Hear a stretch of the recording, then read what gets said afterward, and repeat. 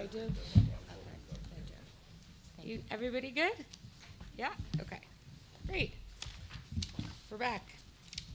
Madam Secretary, if you could please call the consent agenda. The consent agenda items are identified as 1A, 2A through 2D, 3A through 3C, 4A, 5A, and 8A. Thank you. So moved. Second? Can I have a roll call, please? Commissioner Christo DeLu, Yes. Commissioner Banks, Yes. and President Gulsadobi. Yes. Thank you. Okay, moving into our regular agenda with Alice. We have 2 votes, so they tell me. Yes. Got it. Good morning, Madam President and Commissioners. Before you this morning is Agenda Item 1A involving a third-party supplier who failed to comply with certain provisions of New Jersey statutes and the New Jersey Administrative Code. Rescom Energy LLC, doing business as Next Volt Energy, did not file a renewal application to maintain its electric power supplier license before its license expired and continued to operate as a third-party supplier. Following a review of this matter and discussions on July 17, 2025, staff and Rescom executed a stipulation to resolve Rescom's alleged violations. As part of the stipulation, Rescom will pay the state of New Jersey $15,000 within 15 days of the board order approving the stipulation. Also before you today is Rescom Energy LLC, doing business as Next Volt Energy's initial application for approval to be a licensed third-party supplier in New Jersey. This agenda item involves 2 separate matters on which you will vote. Regarding the first matter, staff believes that the stipulation is reasonable based upon the alleged violations by Rescom and recommends that the board accept the stipulation subject to the conditions set forth in the board order. Regarding the second matter, given there are no investigations pending with regard to Rescom's service provided to New Jersey, staff recommends that the board approve the initial license application for Rescom Energy LLC, doing business as Next Volt Energy, to be a third-party supplier contingent upon the timely receipt of the $15,000 settlement payment. Thank you. So moved. Second? Questions or comments? Alice, thank you very much for handling this. I think it was done very fairly. I don't think there was anything malicious. I think it was just an innocent mistake on their part. I think No, we- and there was a transfer of Yeah. ownership and some confusion at the time, so. Right, right. yes. Well done. Thank you. Yes, thank you. And I appreciate you acknowledging, changing that so that they are required to pay their fine before they get the Absolutely. relicense. Thanks. Okay, roll call, please. Vote number 1 is a motion to approve staff recommendations to adopt the stipulation. So moved. Second? Commissioner Christo DeLu, Yes? Commissioner Banks, Yes. and President Gulsadobi. Yes. Vote number 2 is a motion to approve staff's recommendation to approve the initial license application filed by Rescom and issue a new electric power supplier. So moved? Thank you. Second? Roll call, please. Commissioner Christo DeLu, Yes? Commissioner Banks, Yes. and President Gulsadobi. Yes, thank you. Thank you. We have 2A. Dean.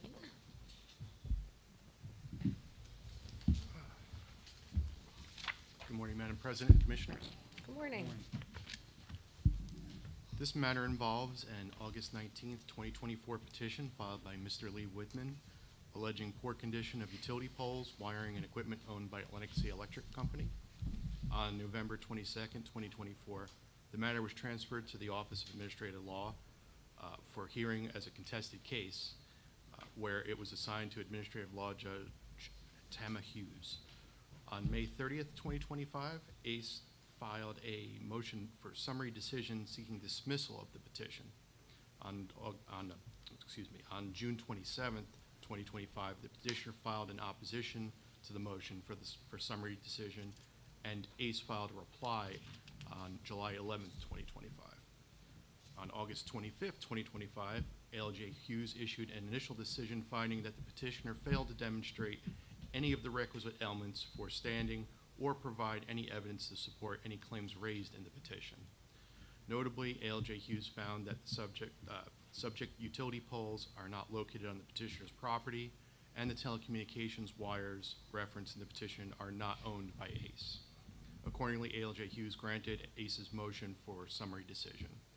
Having reviewed the record and finding no basis to disagree with any of ALJ Hughes's findings, staff recommends that the board adopt the initial decision and grant ACE's motion for summary decision, dismissing the petition in its entirety. So Thank you. moved. Second. Questions or comments? Roll call, please. On the motion to approve staff's recommendation, Commissioner Christo DeLue, Yes? Commissioner Bange, Yes. and President Gould-Sadovy. Yes, thank you, Dean. Oh, Okay, you're on- still with us. Yes, item 2B.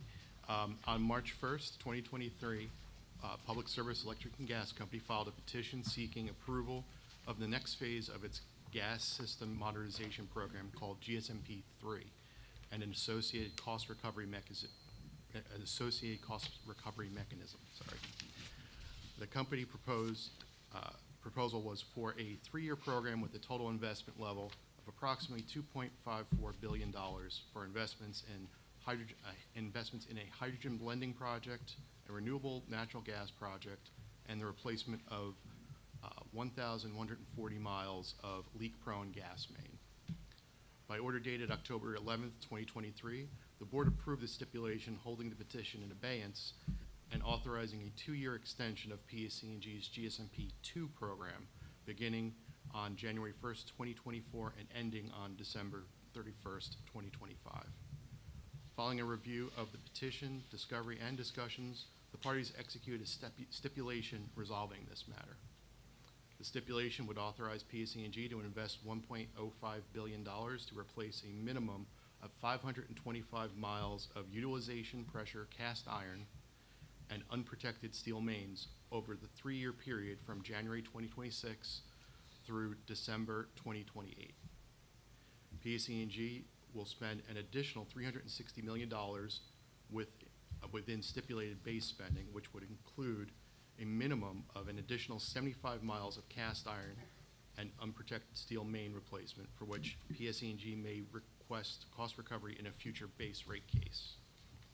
Additionally, PSE&G may file up to 3 periodic rate adjustment filings to recover the costs of this program. PSE&G will provide monthly reports to staff and rate council detailing program costs and the quantity of work completed, as well as retain an independent monitor to review and report on the program. While there is no immediate rate impact upon approval of this program, the estimated cumulative monthly bill impact to the average residential customer using 1,040 therms annually is expected to be $4.32, or a 4.2% per month increase by the end of the program. Staff recommends that the board issue an order approving the stipulation. So moved. Second. Questions or comments? And Dean, this is really to enhance and to upgrade our reliability and safety and security for our whole systems, right? Yeah, PSE&G in particular has one of the largest inventories of the outdated cast iron systems out in the field, more so than entire other states and combined utilities. So that is the most leak-prone and risk-prone material out there. So New Jersey's #1 again. yeah. Thanks, Dean. We appreciate all the work you and the team did on this settlement and always. So thank you. Roll call, please. On the motion to approve staff's recommendation, Commissioner Christo DeLue, Yes? Commissioner Bange, Yes. and President Gould-Sadovy. Yes, thank you. Thank you. 2C, Good morning, President and Commissioners. morning. This item is a recommendation for securing electric power supplies for basic generation service customers for the period beginning June 1st of 2026. By way of background, the board issued an order on April 23rd, opening a proceeding to determine how to procure the remaining 1/3 of the state's BGS RSCP and the annual BGS CIEP requirements for the period beginning June 1st, 2026. The EDCs made a joint filing on July 1st, 2025. The board received initial and final comments on this matter, and a legislative type hearing was held on September 18th. Staff's full recommendations have been set forth in the board's agenda memo and commissioner briefings, but there are a few issues I will describe here. While the vast majority of the proposal is consistent with the BGS process over the last several years, there were a few modifications proposed by some of the electric distribution companies including PSE&G's proposal to modify its BGS three-period time-of-use pilot and Atlantic City Electric's proposal to modify the frequency of its reconciliation charge filings. Additionally, 3 of the 4 EDCs proposed to eliminate their DCFC pilot programs. JCP&L did propose to extend its program through May of 2027. Additionally, there were 2 parties, Morgan Stanley Capital Group Incorporated and Nextera Energy Marketing, who sought modifications to the supplier master agreements to address certain issues, including compliance with the qualified financial contracts stay rules and provisions related to DOE emergency orders. Staff notes that no party took issue with any of the proposals.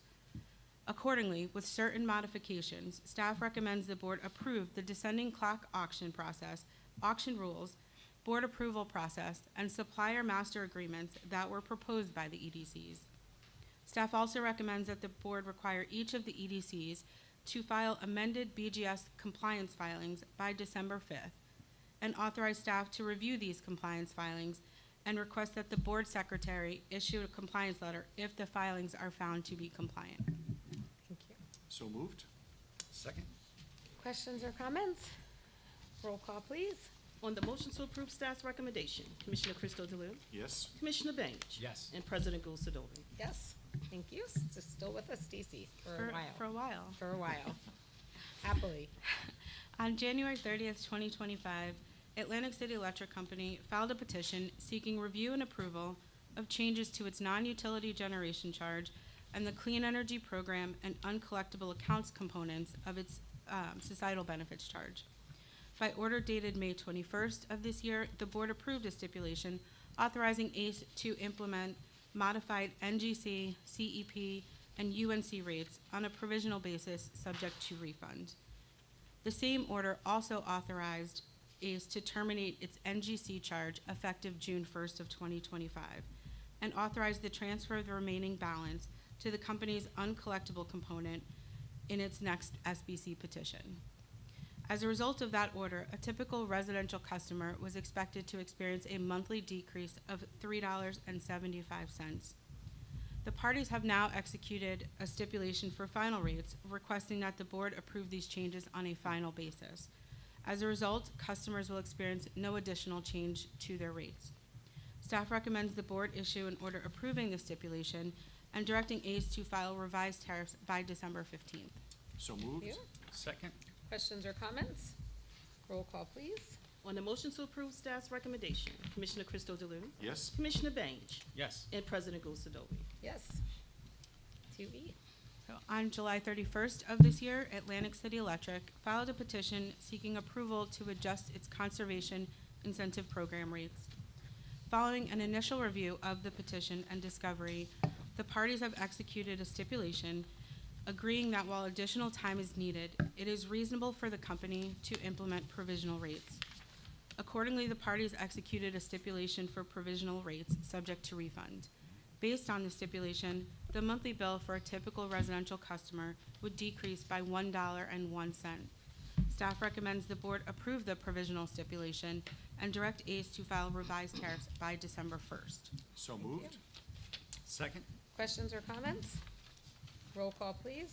On the motion to approve staff's recommendation, Commissioner Cristo DeLu, Yes. Commissioner Bange, Yes. and President Gulsadori. Yes, thank you. 2F. On November 21st of 2024, Atlantic City Electric filed a petition seeking approval of an increase in its base rates for electric service of approximately $120 million. Following extensive discovery and settlement negotiations, the parties have executed a stipulation resolving the matter, which was approved by Administrative Law Judge Gertzman. Some key terms of the stipulation are an overall net revenue requirement of $54 million and an agreed-upon ROE of 9.6%. Additionally, ACE will implement customer service performance-based metrics with potential ROE penalties for not achieving improvements related to certain metrics, and will also report interconnection metrics. Based upon the stipulation, the monthly bill of a typical residential customer would increase by $6.77. Staff recommends that the board adopt the initial decision and approve the stipulation for services rendered on and after December 1st. Staff further recommends the board direct ACE to file revised tariffs by November 28th. So you. moved. Second. Questions or comments? Just want to acknowledge this staff, this negotiated settlement, and as Stacy pointed out, these reduction agreed upon to the return on equity, as well as the reduction from $120 million to $54 million, and really the historic penalty structure that's been incorporated to ensure that the company is meeting its obligations to customers, not just for reliability, but customer assistance as well. All right. Thank you. Roll call, please. On the motion to approve staff's recommendation, Commissioner Cristo DeLu? Yes. Commissioner Banks? Yes. And President Gulsadovy. Yes. Thank you. Sorry, I had to turn the page there. Still going. On August 30th of 2024, Jersey Central Power and Light Company filed a letter petition proposing to refund overcharged amounts due to its application of an incorrect tax gross-up factor to invoices for requested work, including contributions in aid of construction and refundable advances. Where the refund would be $25 or more, JCP&L proposed to refund the overcharged amounts that have not already been refunded. For refund amounts that would be less than $25, JCP&L proposed to make a donation to an energy-related nonprofit entity. On July 2nd, Rate Council filed comments with the board.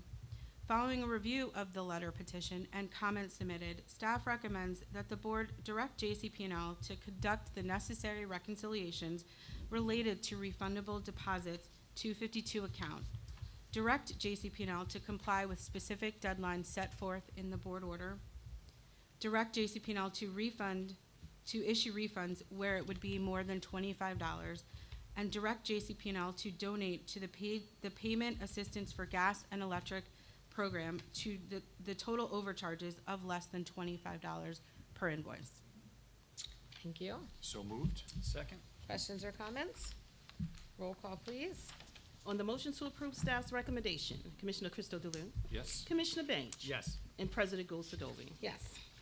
Thank you. Again, 2H.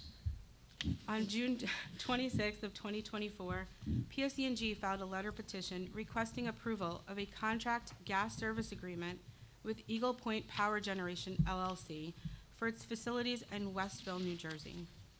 By order dated August 14th of 2024, the board approved a temporary reinstatement of the previous CSG agreement while the parties reviewed this matter. Following a review of the petition and discussions, PS and Eagle Point further amended the agreement and filed it with the board in this docket. Rate Council has provided comments on the matter and does not oppose board approval.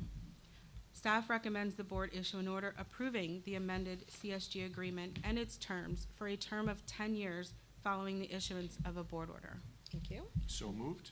Second. Questions or comments? Roll call, please.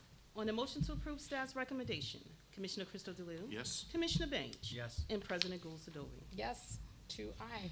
Do you need some water? I'm okay. Okay. I'm almost there. On April 30th, 2025, Elizabethtown Gas Company filed a petition seeking approval of a rate adjustment to recover investments related to the company's infrastructure investment program extension, which the company subsequently updated. The parties have executed a stipulation recommending that the board authorize Elizabethtown to recover a revenue requirement of approximately $8.8 million consistent with the update. Based on the stipulation, a typical residential heating customer will see an increase in their monthly bill of $2.28. Staff recommends that the board issue an order approving the stipulation and directing Elizabethtown to file revised tariffs by November 28th for service rendered on and after December 1st. you. So moved. Second.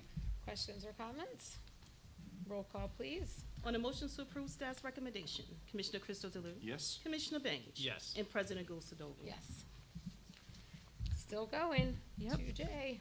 On May 30th of 2025, Elizabethtown filed a petition seeking authorization to increase the level of its periodic basic gas supply service rate, increase the rate of the monthly BGSS capacity cost component, and modify its conservation incentive program rates. In July, Elizabethtown filed amended SIP schedules to reflect more recent information. Following an initial review and discussions, the parties have agreed that while additional time is needed to complete a review of the petition, it's reasonable and in the public interest for Elizabethtown to implement provisional CIP rates only, subject to refund and interest. As a result of the stipulation, an average residential customer would see a decrease in their monthly bill of $2.53. Staff recommends that the board adopt the stipulation for rates effective December 1st. Staff further recommends that the board direct Elizabethtown to file revised tariffs by November 28th and transmit this matter to the Office of Administrative Law. Thank you. So moved. Second. Questions or comments? Roll call, please. On a motion to approve staff's recommendation, Commissioner Crystal Delue? Yes. Commissioner Banks? Yes. And President Gould-Sadowski. Yes. 2K. I'm almost done, I swear.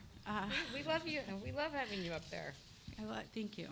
On April 30th, South Jersey Gas Company filed a petition seeking approval of a rate adjustment to recover costs associated with its infrastructure investment program, which the company subsequently updated. The parties have executed a stipulation recommending that the board authorize South Jersey Gas to recover a revenue requirement of approximately $4.2 million, consistent with the update. As a result of the stipulation, a typical residential heating customer will experience an increase in their monthly bill of $1.14. Staff recommends that the board issue an order approving the stipulation and directing South Jersey Gas to file revised tariffs by November 28th for services rendered on and after December 1st. Thank you. So moved. Second. Questions or comments? Roll call, please. On a motion to approve staff's recommendation, Commissioner Crystal Delue? Yes. Commissioner Banks? Yes. And President Gould-Sadowski. Yes. 2L. On May 30th, 2025, South Jersey Gas filed a petition seeking approval to increase its periodic BGSS charge, modifying its balancing charge rates, and revise the level of its conservation incentive program rates. Through discovery, South Jersey Gas updated several components of the petition, including the proposed SIP rates. Following an initial review, the parties have agreed that while additional time is needed to complete a review of the petition, it is reasonable for South Jersey Gas to implement provisional SIP-only rates on a provisional basis subject to refund and interest. As a result, an average residential customer would see a decrease in their monthly bill of $3.28. Staff recommends that the board adopt the stipulation for rates effective December 1st. Staff further recommends that the board direct South Jersey Gas to file revised tariffs by November 28th and transmit this matter to the Office of Administrative Law. Thank you. So moved. Second. Questions or comments? Roll call, please. On a motion to approve staff's recommendation, Commissioner Crystal Delue? Yes. Commissioner Banks? Yes. And President Gould-Sadowski. Yes. Thank you, Stacy. We'll see you again. I'll be back. 3A, Rwanda.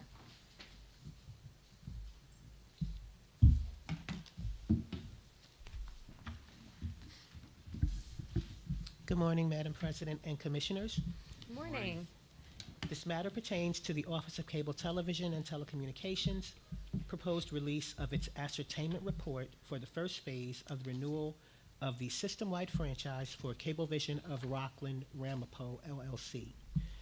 On September 17, 2010, Cablevision converted its franchise in the borough of Montvale into a system-wide cable television franchise as provided in the 2006 amendments to the New Jersey Cable Television Act. An order memorializing the conversion of the Montvale franchise was issued by the board on December 16, 2010, which granted Cablevision a system-wide cable television franchise for a term of 7 years. That franchise was renewed on September 22, 2017, and expired on September 17, 2024. At present, Montvale is the sole municipality in the subject Cablevision system-wide franchise. On October 27, 2021, Cablevision notified the board of its intention to renew its system-wide cable television franchise, and on March 25, 2025, the OCTV&T notified Cablevision of its intention to review its performance under the franchise pursuant to federal and state guidelines, and invited Cablevision to file comments on its performance. and also assess the future needs assess how it will meet the future needs of Montvale. Cablevision filed its comments on May 25th, 2025, which were amended on July 9, 2025. The report prepared by the OCTV&T addressed Cablevision's comments and reviewed its past performance under the franchise during the term. Pursuant to the franchise renewal rules, Cablevision will file its formal franchise renewal application following the release of the report, and 2 public hearings will be held thereafter to provide opportunity for public comment prior to the final board review. Board staff therefore recommends that the board approve the release of the report to remain compliant with the system-wide franchise renewal process. Thank you. So moved. Second. Questions or comments? Just thank you, Luanda, for all you do with the colder days and longer nights. We're going to need cable and internet more than ever, so thanks for keeping it Definitely. reliable. Thank you, Commissioner. Roll call, please. On the motion to approve staff's recommendation, Commissioner Crystal Delue? Yes? Commissioner Bench? Yes. And President Gulsadovy? Yes. Thank you. 5A. Little reprieve, and you're back. Good morning, Commissioner. On September 4th, 2025, the Borough of Butler filed a petition seeking authorization to enter into a contract with Utility Service Group Water Solutions for water storage tank maintenance.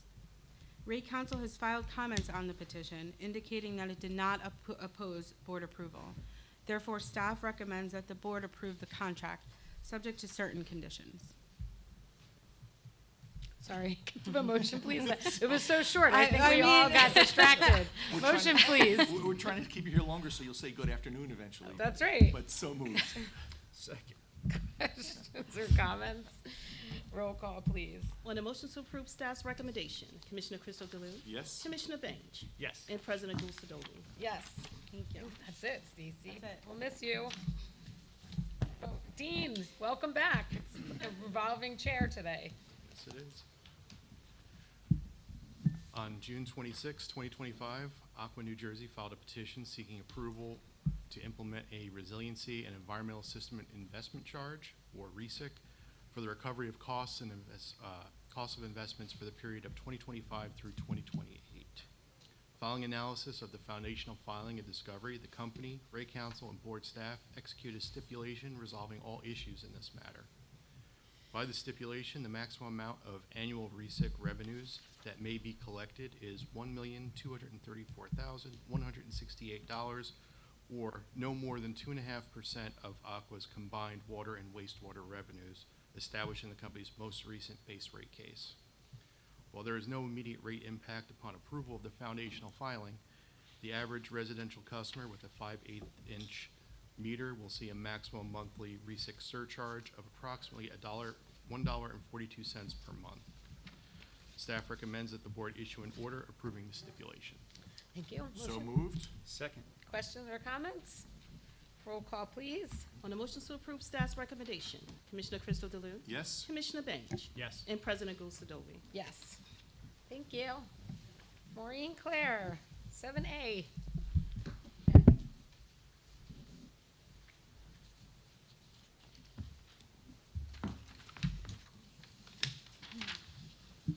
Good morning, Madam President, Commissioners. Good morning. Morning.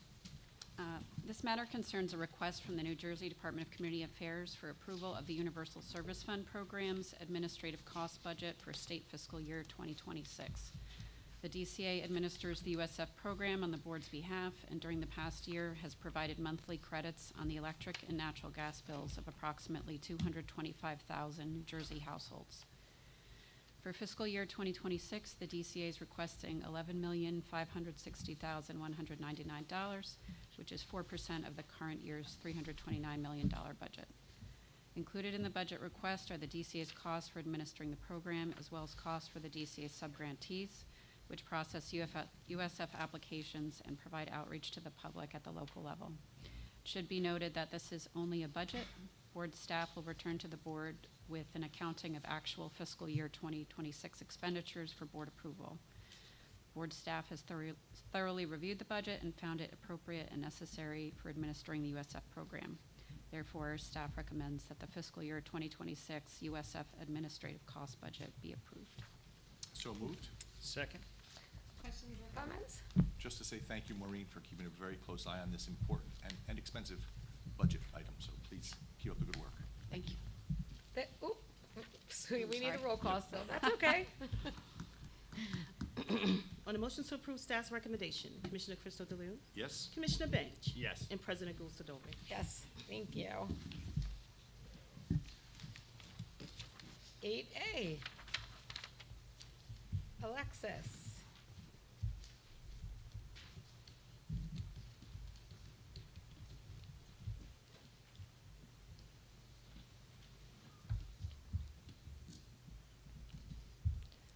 The New Jersey Clean Energy Act of 2018 set in motion a comprehensive redesign of the state's energy efficiency, or EE, and peak demand reduction, or PDR programs. It established an aggressive EE resource standard of at least 2% and 0.75% in annual energy reductions by customers of public electric and natural gas utilities, respectively, in the prior 3 years within 5 years of implementation of the utilities' EE and PDR programs. The board outlined the framework of the first program cycle of New Jersey's EE and PDR programs in the Triennium 1 EE Framework Order dated June 10, 2020. A key part of this updated framework was the development of a consistent, standard, and transparent approach of evaluation, measurement, and verification for EE programs pursuant to the CEA. The Triennium 1 EE Framework Order also calls for an establishment of an EM&V working group to develop recommendations for the board's considerations on the state's EM&V practices. The board directed staff to solicit the professional services of a statewide evaluator or SWE to facilitate and lead the EM&V working group. Staff recommends that the board authorize the release of an RFQ to procure a SWE for a 2-year term as discussed in executive session, subject to Treasury approval. Thank you. So moved? Second. Questions or comments? Roll call, please. On the motion to approve staff's recommendation, Commissioner Crystal Delue, Yes? Commissioner Bench, Yes. and President Gulsadovich. Yes, thanks, Alexis. 8B. Kathleen.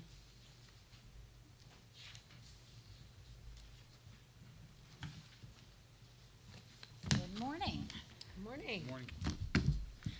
This matter concerns CalStart's August 15th, 2025 motion for the reconsideration of Commissioner Marion Abdu's July 31st, 2025 order denying CalStart motion to intervene in this matter and in the alternative awarding CalStart participant status. By the motion, CalStart argued that Commissioner Abdu erred in her denial of the motion to intervene and that the board should reverse the decision, thereby awarding CalStart intervener status in this matter. The New Jersey Division of Rate Counsel and the environmental interveners filed a response to the motion indicating support for the motion and CalStart's inclusion as an intervener. Staff recommends that the board deny the motion and uphold Commissioner Abdu's denial of CalStart's motion to intervene. Thank you. So moved? Second. Questions or comments? Roll call, please. On the motion to approve staff's recommendation, Commissioner Crystal Delue, Yes? Commissioner Bench, Yes. and President Gulsadovich. Yes, thanks, we'll see you again. 8C. Stacy.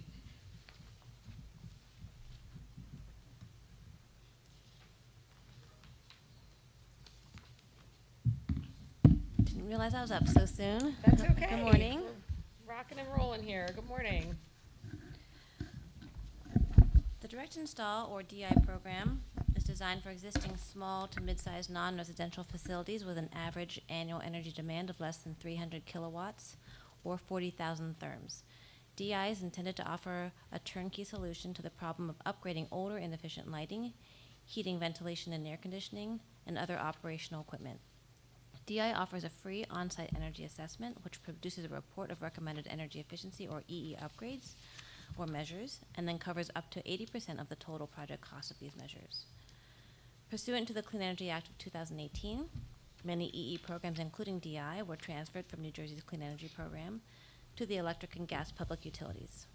Following this transfer, the need for local governments, boards of education, and county colleges, together called contracting units, to comply with public contracting laws became a barrier to these entities' utilization of DI. As part of the current second 3-year period, Triennium 2 of EE programs, the utilities offered to agreed to offer 2 public sector DI program pathways.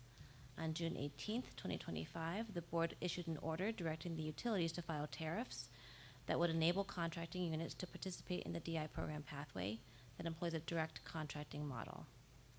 On July 18th, 2025, Public Service Electric and Gas Companies submitted proposed tariffs for this program under Rate Schedule Energy Efficiency Measures, or EEM. Staff recommends that the board find that the up-to charges set forth in Rate Schedule EEM and the detailed pricing applicable to DI-related services to be offered to contracting units are just and reasonable.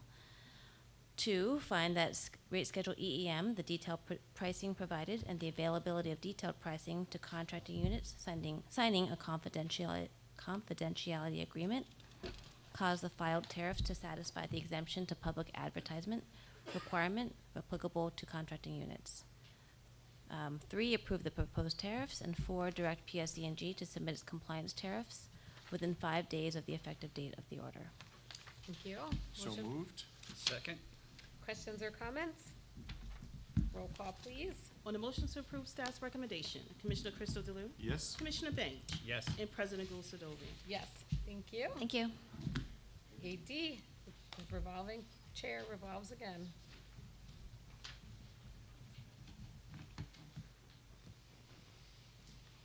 All right.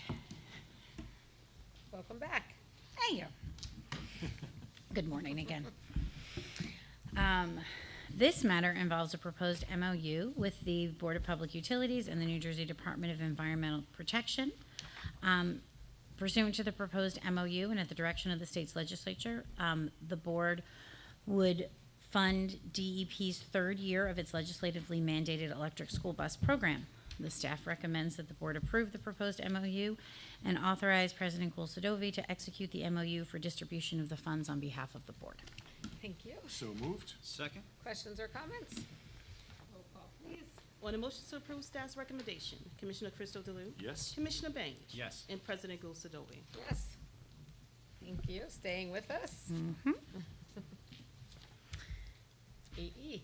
Wonderful. This matter was discussed in executive session. On August 13th, 2025, the New Jersey Board of Public Utilities approved the release of the request for quotation to procure a contractor to serve as the program administrator to manage many of the board's electric vehicle programs. Staff formed an evaluation committee that evaluated the bids. Staff recommends that the board approve the evaluation committee's recommendation as discussed in executive session. Thank you. So moved. Second. Questions or comments? Roll call, please. On the motion to approve staff's recommendation, Commissioner Crystal Delue? Yes. Commissioner Banks? Yes. And President Gulsadovy. Yes. 8F. Wonderful. This item would approve, wonderful. We're almost there. This item would approve the utilization of the no-cost transition period extension under the existing contract for the Center of Sustainable Energy for a period of 6 months to continue administration of the board's clean transportation programs during the transition between the expiring contract and the newly awarded contract under the 2025 RFQ for the EV program administrator. As discussed in executive session, staff recommends approval. Thank you. So moved. Second. Questions or comments? Roll call, please. On the motion to approve staff's recommendation, Commissioner Crystal Delue? Yes. Commissioner Banks? Yes. And President Gulsadovy. Yes, thank you. 8G, Dr. Morgan.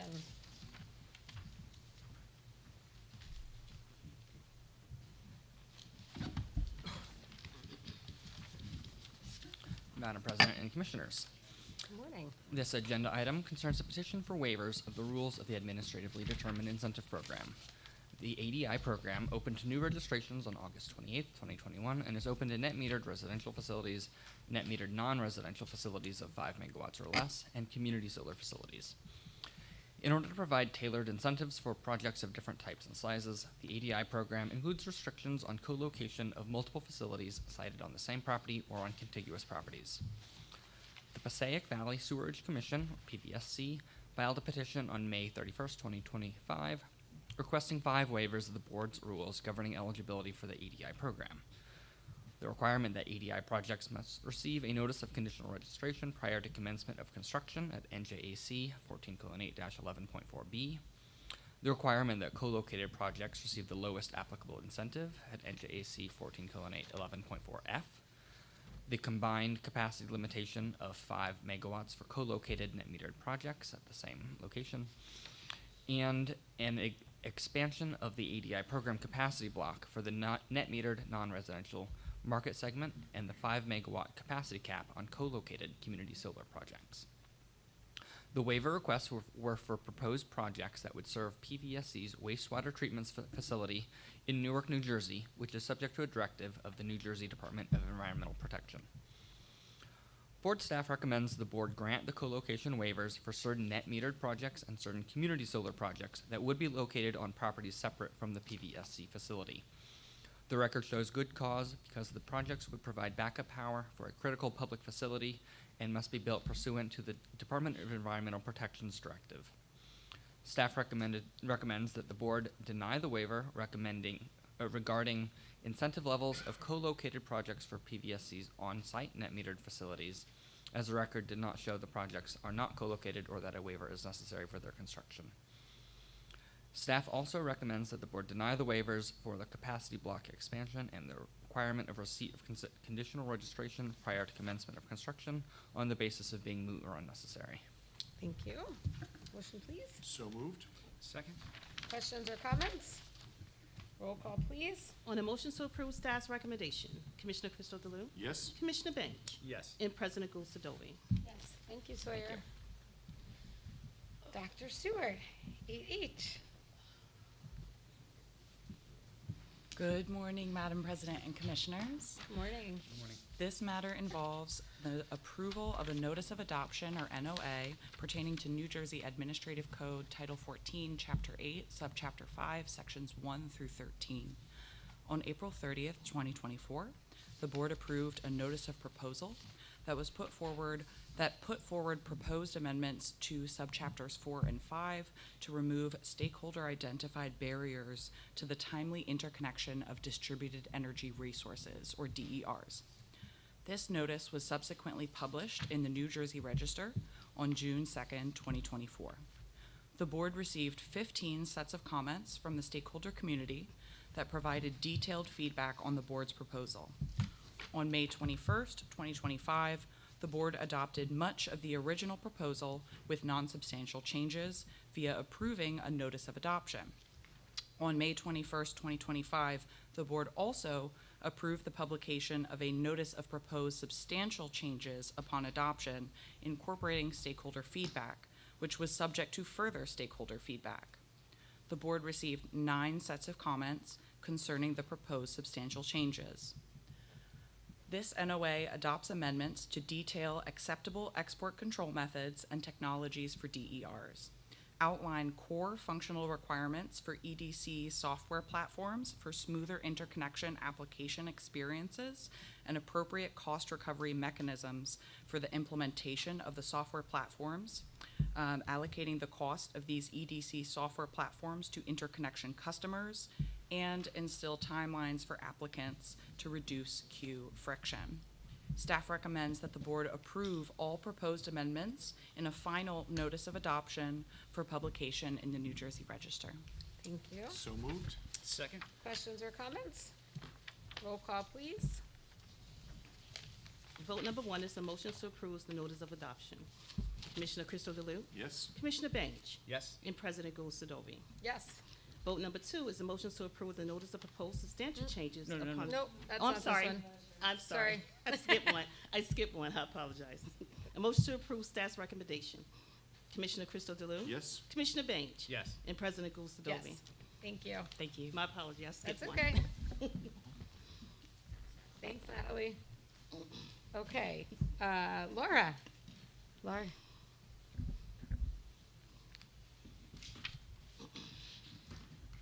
For late sir, A and B.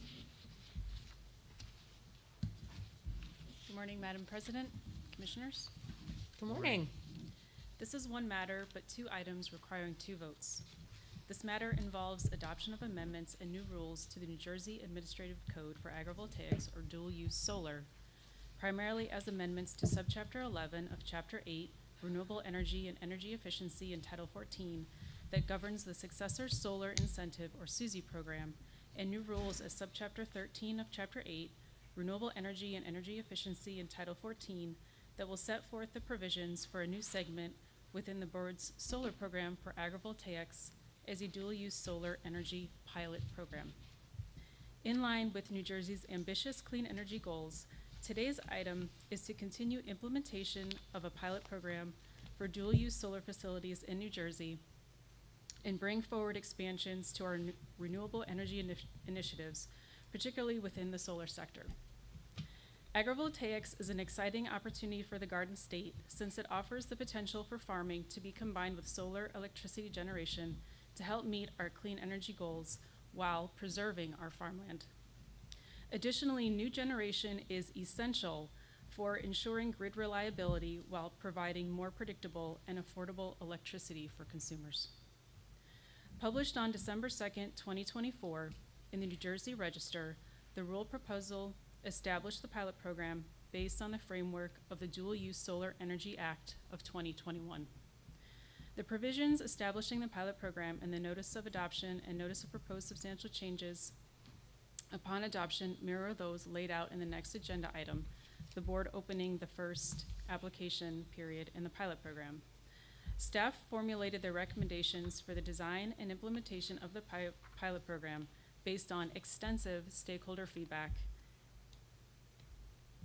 on staff's STAR proposal, the rule proposal, as well as close collaboration and consultation with the Rutgers Agrivoltaics Program, or RAP, at Rutgers University and other state agencies, which included the New Jersey Department of Agriculture, the State Agriculture Development Committee, and the New Jersey Department of Environmental Protection.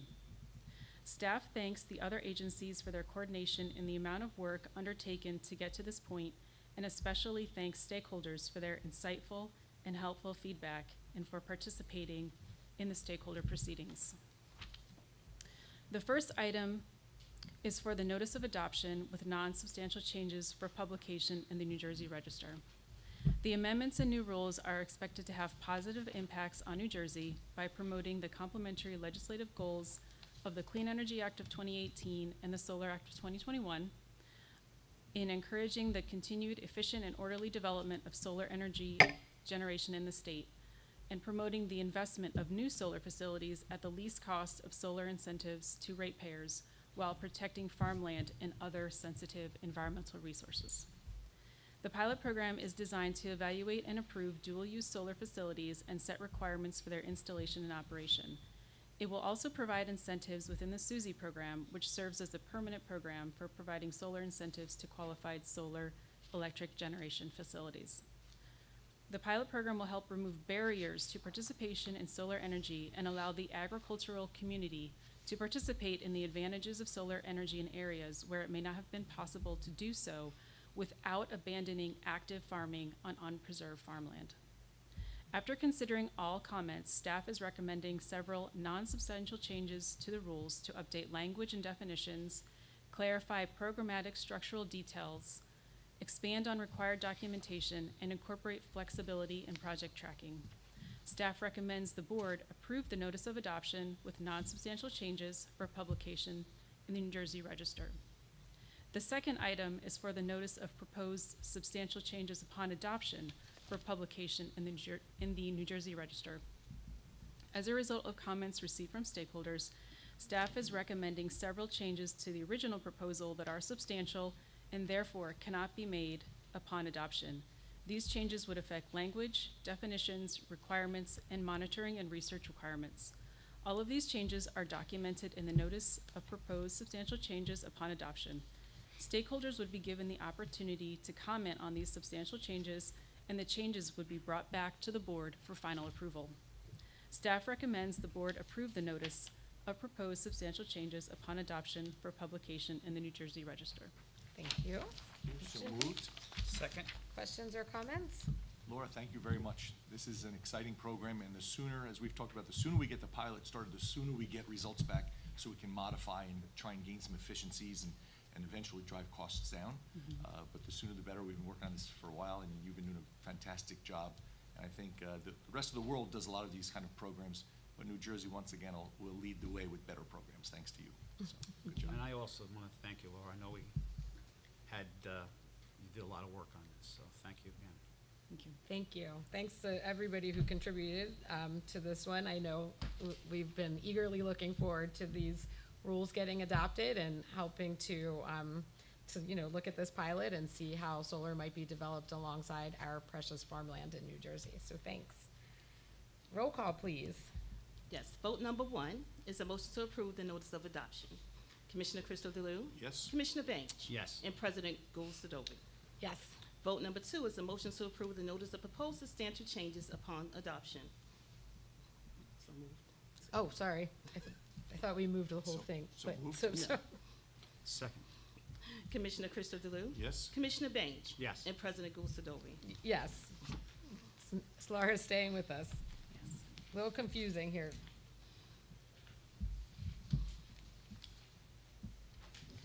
This item complements the previous agenda item and also involves the development and implementation of a dual-use solar energy pilot program, or the pilot program, pursuant to the Dual-Use Solar Energy Act of 2021. By order dated October 23rd, 2024, and corrected on January 2nd, 2025, the board established the pilot program. The pilot program is open to qualifying dual-use solar energy projects with a capacity no greater than 10 megawatts and hosted on unpreserved farmland in active or horticultural use. Per the board's directive, staff issued a notice of incentive availability on January 6, 2025, inviting all interested parties to submit expression of interest, or EOIs, for pre-qualification into the pilot program with a deadline of February 14, 2025.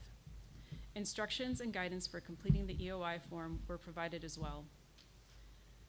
Staff, in consultation with the evaluation committee, consisting of the board's appointed research designee, the Rutgers Agrivoltaics Program, or RAP, at Rutgers University, the New Jersey Department of Agriculture, the State Agriculture Development Committee, and the New Jersey Department of Environmental Protection, evaluated 33 EOIs for administrative completeness and technical feasibility. Based on the analysis of the EOIs, in addition to comments on the board's companion proceeding, docket number QX 240-80597, and other stakeholder inquiries, staff recommends the board open the first application of Program Year 1 for the first solicitation of the dual-use pilot program with an adjusted capacity target of 65 megawatts. Additionally, staff recommends implementing an application fee of $1,000 per megawatt for the purpose of preventing speculative projects, with the potential for this fee being waived for an applicant who demonstrates undue financial hardship.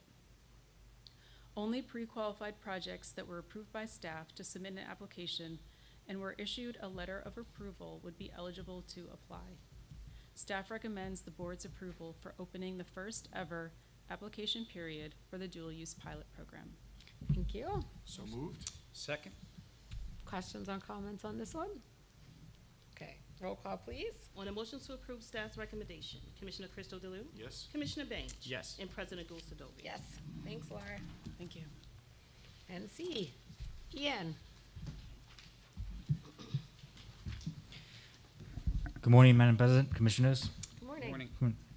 On July 22nd, 2024, Mid-Atlantic Offshore Development LLC, or MAOD, submitted a formula-weight tariff filing to the Federal Energy Regulatory Commission, FERC, that would establish how it recovers the cost of transmission infrastructure it is developing in the state of New Jersey.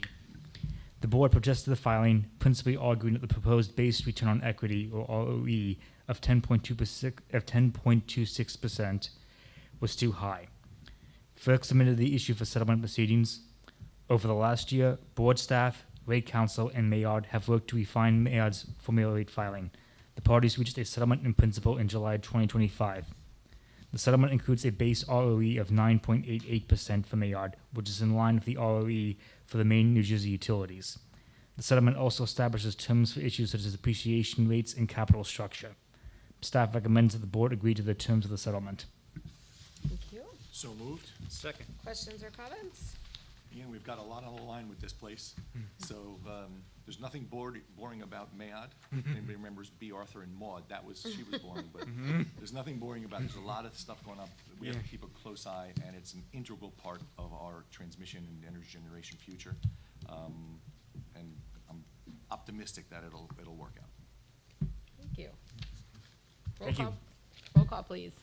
On the motion to approve staff's recommendation, Commissioner Crystal Delue? Yes? Commissioner Bench? Yes. And President Goulds-Sadovy? Yes. And that concludes the end of our agenda. Again, I want to thank everyone for their input today, and say happy Thanksgiving. Enjoy your time with your family, friends, pets, and have a wonderful and safe holiday. Any closing comments? Just to echo those, happy Thanksgiving to everyone. Eat, drink, and be merry, but don't drive while you're doing it. Enjoy the time, and we'll see you all again soon. Thank you. Same here. May I have a motion to adjourn? Oh, everyone's rushing out. It's Friday. All those in favor?